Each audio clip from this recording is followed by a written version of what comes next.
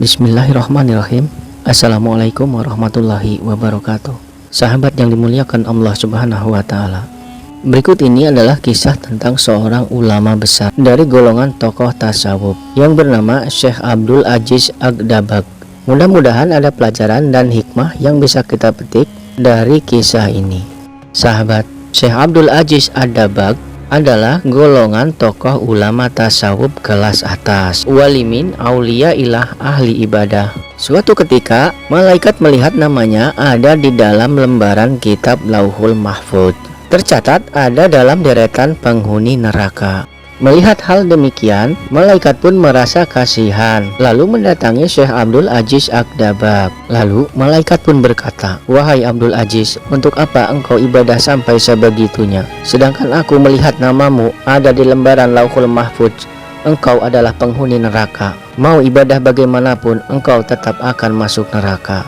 Mendengar perkataan dari malaikat, kemudian Syekh Abdul Aziz menjawab, "Wahai malaikat, surga dan neraka bukan urusanku. Aku diciptakan oleh Allah Subhanahu wa Ta'ala hanya untuk beribadah kepadanya. Sebagaimana Allah Subhanahu wa Ta'ala berfirman, tidaklah aku ciptakan jin dan manusia kecuali hanya untuk beribadah kepadaku. Al-Quran Surah Az-Zariyat ayat ke-56. Jadi aku mau masuk surga atau neraka, itu haknya Allah Subhanahu wa Ta'ala," kata Syekh Abdul Aziz Ag-Dabbagh. Mendengar kata-kata Syekh Abdul Aziz Ag-Dabbagh membuat malaikat menjadi kagum. Ia benar-benar ikhlas dalam beribadah kepada Allah Subhanahu wa Ta'ala. Lalu sang malaikat pun kembali ke Lauhul Mahfuz dan mendapati nama Abdul Aziz sudah dirubah oleh Allah Subhanahu wa Ta'ala menjadi penghuni surga, sebab Allah Subhanahu wa Ta'ala berhak menetapkan kitabullah. Kemudian malaikat tersebut kembali menemui Syekh Abdul Aziz Ag-Dabbagh dan berkata, "Wahai Abdul Aziz, aku membawa kabar gembira untukmu. Baru saja aku melihat namamu sudah dirubah oleh Allah Subhanahu wa Ta'ala menjadi penghuni surga." Kemudian Syekh Abdul Aziz Ag-Dabbagh menjawab, "Alhamdulillah, tapi sekali lagi wahai malaikat, surga dan neraka bukan menjadi urusanku. Aku beribadah hanya untuk menggapai ridhonya Allah Subhanahu wa Ta'ala. Kalau Allah Subhanahu wa Ta'ala ridho aku ada di neraka, ya itulah tujuanku." Mendengar perkataan Syekh Abdul Aziz, malaikat pun semakin takjub dengan keikhlasannya dalam beribadah kepada Allah Subhanahu wa Ta'ala. Lalu malaikat pun berkata kembali, "Wahai Abdul Aziz, ikhlasmu inilah yang membuat Allah Subhanahu wa Ta'ala menjadi ridho dan merubah namamu yang semula terdaftar sebagai penghuni neraka, kini telah dirubah menjadi penghuni surga." Syekh Abdul Aziz Ag-Dabbagh menjadi heran. Kemudian ia bertanya kepada malaikat, "Kalau ikhlasku tadi yang membuat Allah Subhanahu wa Ta'ala menjadi ridho kepadaku, lantas kira-kira dosa apa yang membuat Allah Subhanahu wa Ta'ala menjadi murka kepadaku sehingga namaku ditetapkan menjadi penghuni neraka?" Lalu malaikat menjelaskan dan mulai bercerita kepada Syekh Abdul Aziz Ag-Dabbagh, "Apakah engkau ingat ketika engkau masih kecil, ketika umurmu sekitar 17 tahunan? Apakah engkau ingat ketika engkau sedang tidur di kamar tidurmu? Kemudian engkau mendengar suara langkah kaki ibumu menuju tempat tidurmu. Ibumu akan menyuruhmu membeli sesuatu di pasar. Engkau yang mendengar suara langkah kaki ibumu, lalu engkau berpura-pura tidur padahal engkau sudah bangun, agar engkau tidak disuruh pergi ke pasar. Ketika ibumu membuka pintu kamarmu dan melihatmu masih tidur, ibumu merasa kasihan dan tidak jadi menyuruhmu pergi ke pasar.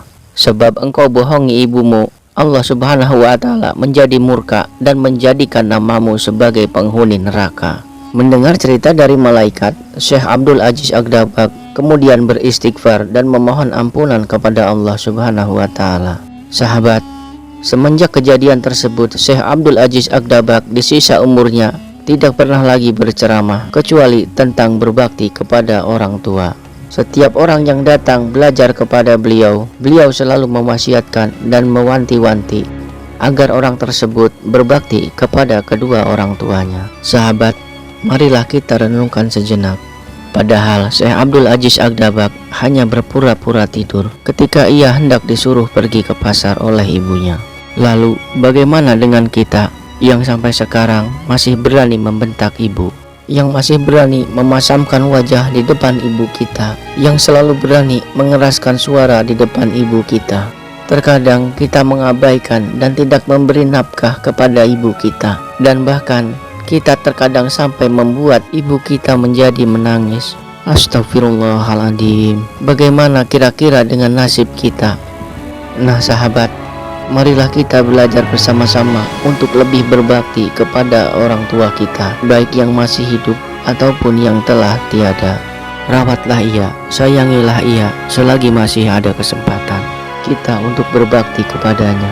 Allah Subhanahu wa Ta'ala berfirman, dan kami perintahkan kepada manusia agar berbuat baik kepada kedua orang tuanya, ibunya yang telah mengandungnya dalam keadaan lemah yang bertambah-tambah dan menyapihnya dalam usia 2 tahun. Bersyukurlah kepadaku dan kepada kedua orang tuamu, hanya kepada aku kembalimu. Al-Quran Surah Luqman ayat ke-14. Nah sahabat, jangan sampai kita meremehkan dosa kecil, karena dikhawatirkan di situ ada murkanya Allah Subhanahu wa Ta'ala. Jika tangan kita masih sulit untuk berbuat baik kepadanya, maka ringankanlah lisan kita untuk senantiasa mendoakan kedua orang tua kita. Semoga Allah Subhanahu wa Ta'ala mengampuni semua dosa-dosa orang tua kita. Amin, amin, ya Rabbal Alamin. Mudah-mudahan bermanfaat. Wassalamualaikum warahmatullahi wabarakatuh.